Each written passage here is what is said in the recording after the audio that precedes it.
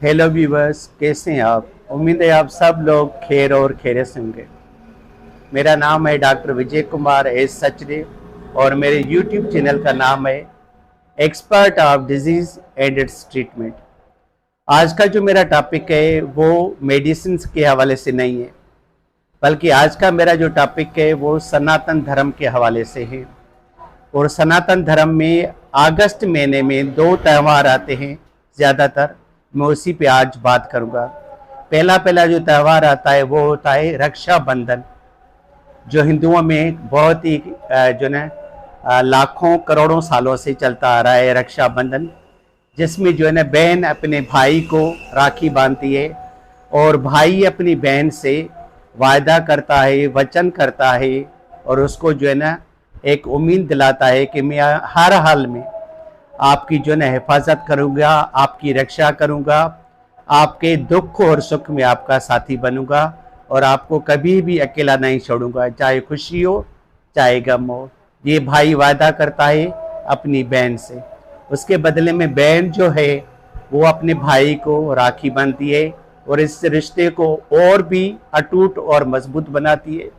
और इससे में ये होता है कि कभी कभार जो है ना ज़्यादातर लोग जो है ना भाई वो अपनी बहन को गिफ्ट देते हैं। वो गिफ्ट की सूरत में कोई भी चीज़ दे सकते हैं या कभी कभी जो है ना खर्ची उनको देते हैं। वो हर कोई जो है ना अपने हिसाब से, अपने स्टेटस के हिसाब से 500, 1000, 5000, 10,000, 20,000 या सोना वगैरह हो गया या कोई अच्छी सी ड्रेस हो गई, वो उसको देते हैं और बदले में उसको वादा करते हैं कि मैं हर हाल में तुम्हारे साथ हूँ, चाहे दुख हो या सुख हो, चाहे खुशी हो या गम हो। आज का मेरा जो टॉपिक है वो कि रक्षाबंधन कब और कहाँ से शुरू हुई और कैसे शुरू हुई, वहाँ से मैं शुरू करूँगा। तो सबसे पहले मैं सनातन धर्म के हवाले से आता हूँ कि सनातन धर्म में 4 युग है। सतयुग, उसके बाद जो है त्रेता युग, द्वापर युग और जो है ना कल युग। ये जो रस्म आई है ये आई है सतयुग से। और सतयुग में ये हुआ कि विष्णु भगवान, जिसको हम नारायण भगवान कहते हैं, उसने सृष्टि कैसे रची। मैं आपको थोड़ा ब्रीफ में जो है ना सनातन धर्म के हवाले से बताता हूँ ताकि आपका जो ना कॉन्सेप्ट जो है ना वो क्लियर हो जाए। तो विष्णु भगवान ने सबसे पहले ब्रह्मा को पैदा किया। और ब्रह्मा कहाँ से पैदा हुआ? विष्णु भगवान की नाभ से कवल का फूल निकला और उस कवल के फूल से जो है ना ब्रह्मा की पैदाइश हुई, यानी कि वो उत्पन्न हुआ या पैदा हुआ। और उसके बाद जब वो कमल के फूल पे बैठा हुआ था तो उसने परेशान होकर सोचा कि मैं कौन हूँ और कहाँ से आई हूँ और मुझे किसने पैदा किया है और किस तरीके से मैंने पैदा हुआ हूँ। इस हवाले से वो परेशान बैठा हुआ था। तो उसने जो है इस राज को पाने के लिए या जानने के लिए वो जो है ना तकरीबन 1000 साल नीचे जो है ना कमल के फूल के नीचे रूट कैनाल में चला गया, यानी कि तह में चला गया और ये जानने की कोशिश की कि मैं कहाँ से और कैसे पैदा हुआ हूँ, मगर उसको फिर भी अंत नहीं मिला। तो उसके बाद वो थक हार कर ये कह बैठा कि बेअंत, यानी कि इसका कोई भी अंत नहीं है। और फिर वो वापस आकर कमल के फूल पे बैठ गया। उसके बाद वो सोच ही रहा था कि एक अजगैबी आवाज़ आई जिसमें उसने ब्रह्मा को कहा कि ब्रह्मा आप परेशान मत हो, आपको मैंने पैदा किया है और मैंने ही जो है ना आपको इसलिए पैदा किया है कि आप सृष्टि की रचना करें। उसके लिए पहले आप जो है ना तपस्या करें, उसके बाद में आपको जो है ना बकाया जो है ना काम जो है ना बताऊँगा। और उसको जो है ना ज्ञान दिया। उस ज्ञान के बदले में ब्रह्मा को सब कुछ मालूम हो गया कि मैं क्यों पैदा हुआ हूँ, कैसे पैदा हुआ हूँ और मुझे क्या करना है। और ब्रह्मा के बाद उसने जो है सृष्टि रचना शुरू कर दी।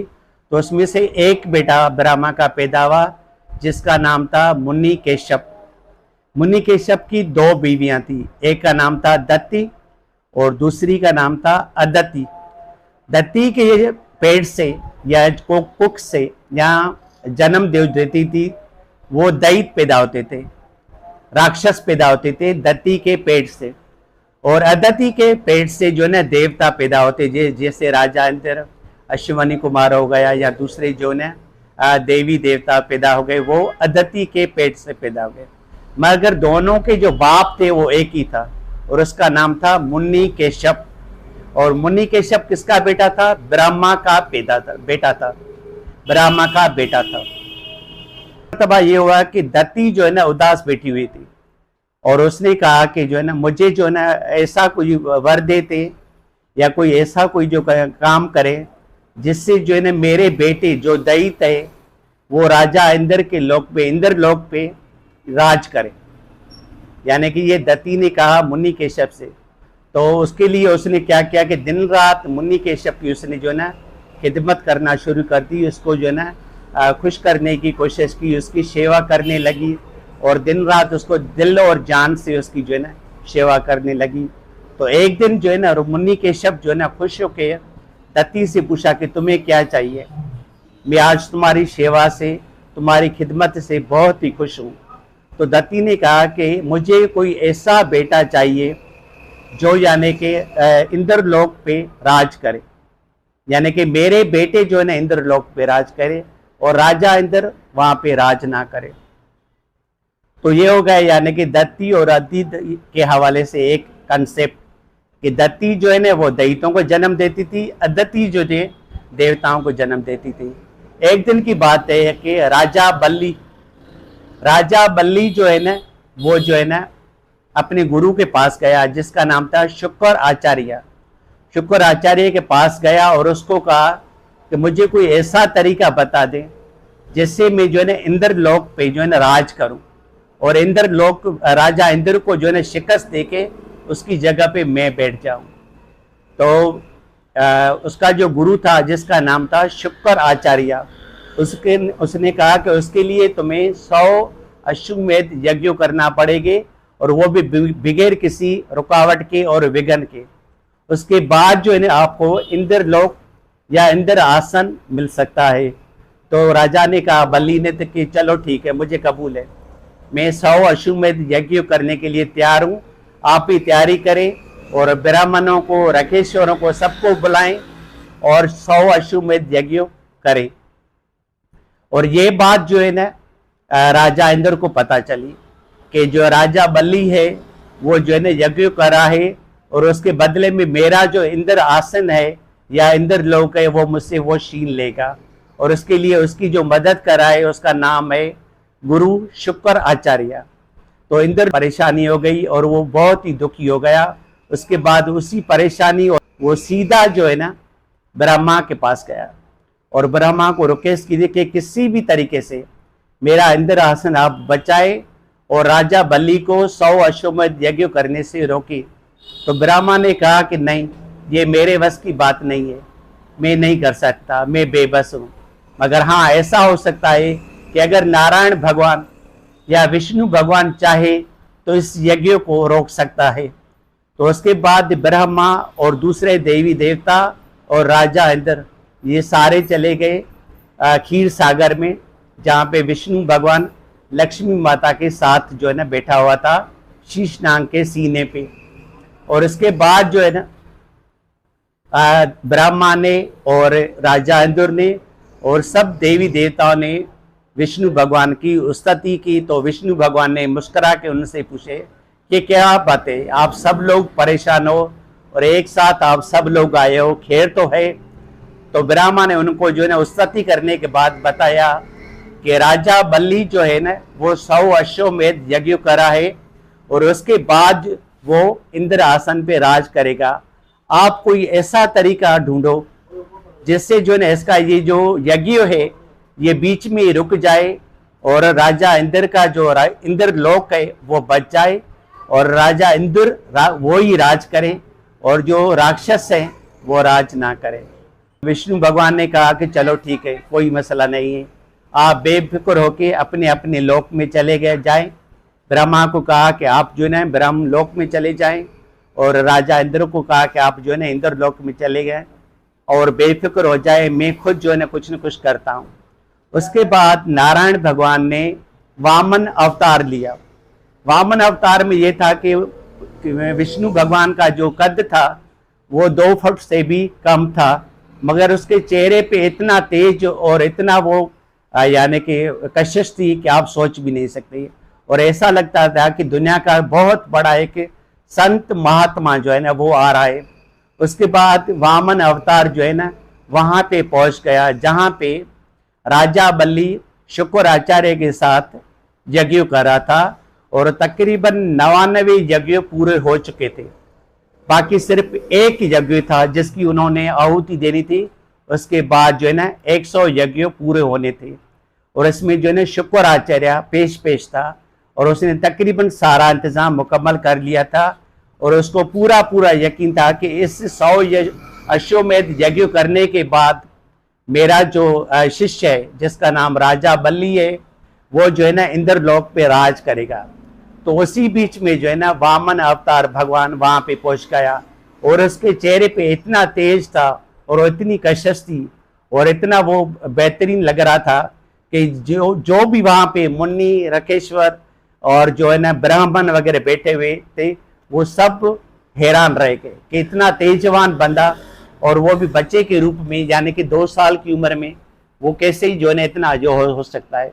तो सारे जो है ना अदब से वो जो है ना खड़े हो गए और उसके बाद राजा बल्ली जो है ना उसके पास आया और उसका चरना अमृत लिया, उसके चरण धोए और उसका जो चरणों का पानी था वो अपनी आंखों पे लगाया और पानी भी पिया। चरणामृत लेने के बाद राजा बलि ने कहा कि ए जो है ना बालक, मुझे तो आप जो है ना बहुत ही एक बहुत बड़े तपस्वी लग रहे हो और ऐसा लगता है जैसे विष्णु भगवान जो है ना धरती पे जन्म लिया है। आपको क्या चाहिए? आप जो भी कहोगे मैं आपको दूंगा और इतना कुछ दूंगा कि आपकी जो है ना सारी जो है ना 7 जन्मों की जो है ना पुश्ते वो आपको जो है ना बैठ के खाएंगी, तब कि आपकी जो है ना दुनिया दौलत और पैसा वो खत्म नहीं होगा। तो वामन अवतार ने कहा कि नहीं राजा, मुझे इतना कुछ नहीं चाहिए, मुझे जो है बहुत ही छोटी सी जमीन चाहिए जिसमें बैठ के मैं भगवान का सिमरन करूं। तो इस पे जो है ना राजा बलि ने हंस के कहा बस छोटी सी जमीन चाहिए? जी हाँ, बस छोटी सी मुझे जमीन चाहिए, उसके साथ कुछ भी नहीं चाहिए। उसके बाद जो है ना राजा बलि ने जो है ना उसको कहा कि चलो ठीक है, आप मांगो, मैं आपको देने के लिए तैयार हूँ। तो जैसे ही इसने ये कहा तो उसके बाद शंकराचार्य जो उसका गुरु था उसने महसूस किया कि ये वामन अवतार नहीं है बल्कि विष्णु भगवान ने जिसने अवतार लिया है वामन भगवान का, और ये राजा बल्ली को धोखा देने के लिए उसने ये अवतार लिया है और ये जो है ना इससे सब कुछ छीन लेगा और ये यज्ञ भी करने नहीं देगा। तो उसने जो है ना राजा बल्ली को रोका कि आप इसको जो है ना वचन मत दो और उसको मत कहो कि मैं आपको जो आप कहेंगे मैं आपको दूंगा, और बहुत ही उसको समझाया।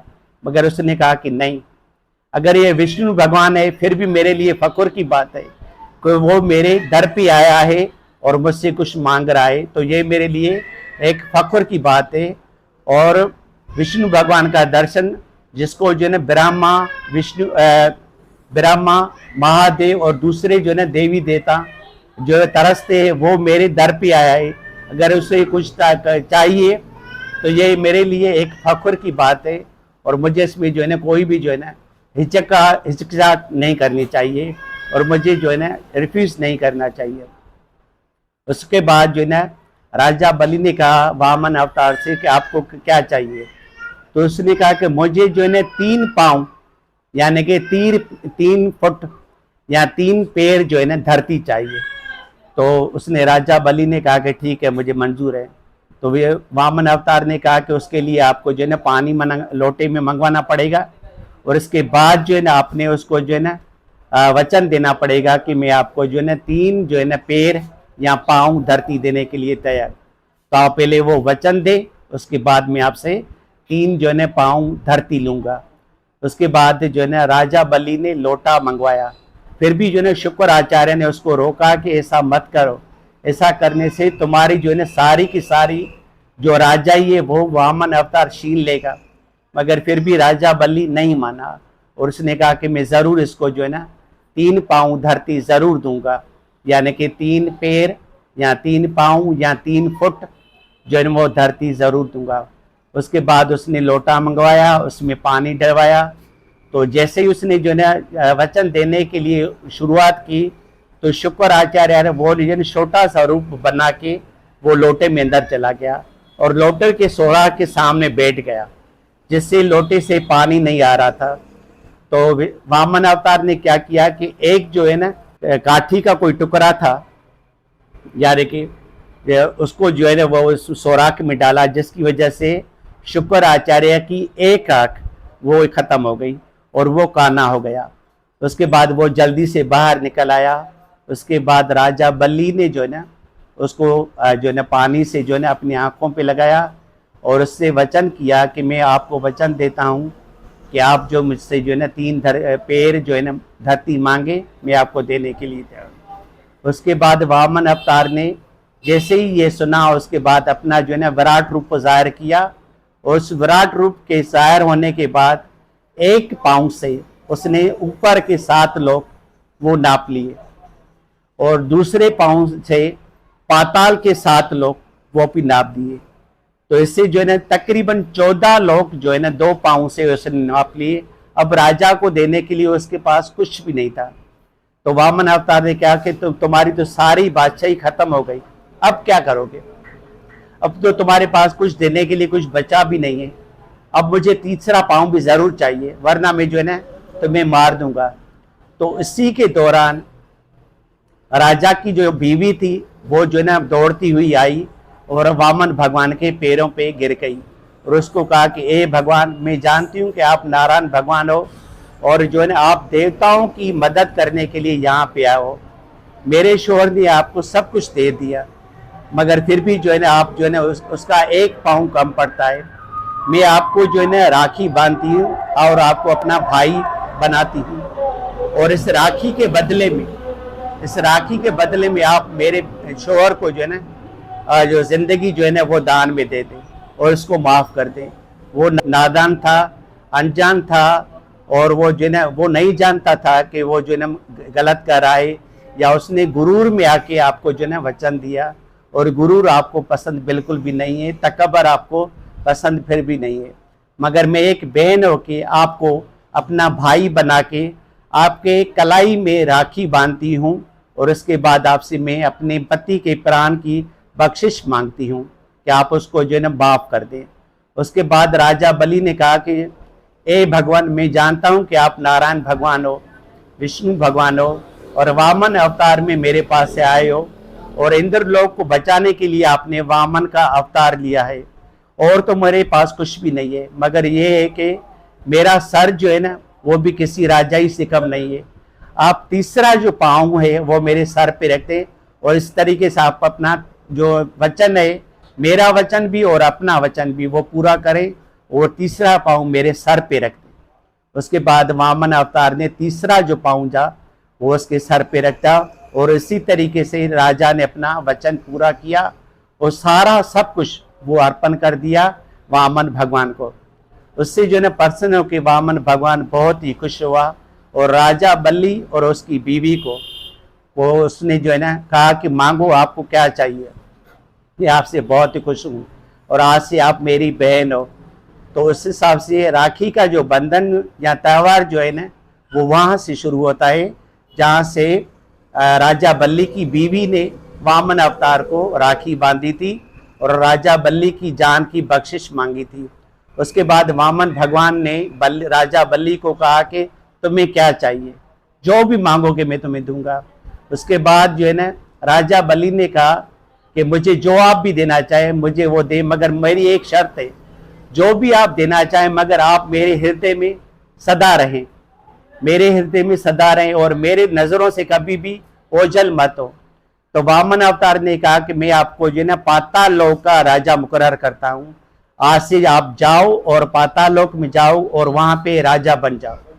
और दूसरा आपने कहा कि मैं आपके हृदय में रहूं और आपकी नज़रों से ओझल मत हूं और हर वक्त आप मुझे देखते रहे। तो मैं ऐसा करता हूं कि मैं आपके पाताल लोक के दरवाजे पर दरबान भर के खड़ा हो जाऊंगा और जब भी आप आते और जाते हुए हर वक्त मेरा जो है ना दीदार करोगे, मेरा सिमरन करोगे, मेरा दर्शन करोगे और मुझे साथ साथ पाओगे और तुम्हें कोई भी तकलीफ नहीं होगी और हर वक्त मेरा सिमरन करोगे और मेरे ध्यान में रहोगे।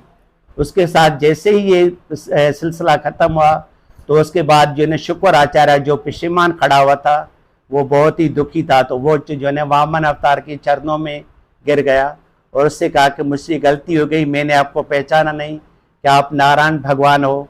तो उसके लिए मैं आपसे जो है क्षमा मांगता हूँ और आपसे मैं एक जो है वरदान मांगता हूँ कि जब जब भी मेरे दिल में जो है काम, क्रोध, लोभ, मोह, अहंकार आए वो कभी भी ना आए और हर वक्त मैं आपका सिमरन करूं, हर वक्त आपको याद करूं और आप ही मेरे जो है ना हृदय में जो है ना विराजमान रहें और आपको याद करता रहूं।